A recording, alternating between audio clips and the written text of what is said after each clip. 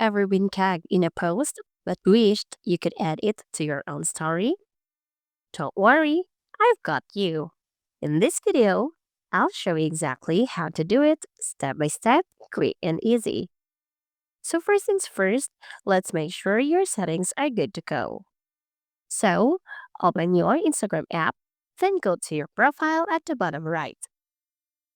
Tap the three lines at the top right, then scroll down and look for tags and mentions. Make sure that allow mentions from is set to everyone or people you follow. This is crucial so others can tag you and you can share their content when they do. Now, let's say a friend tags you in a story. Maybe you're in the photo or they're giving you a shout out.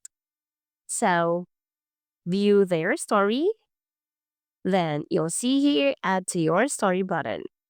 Simply click on that and boom, just like that, the story shows up with their tag right there, clear and visible.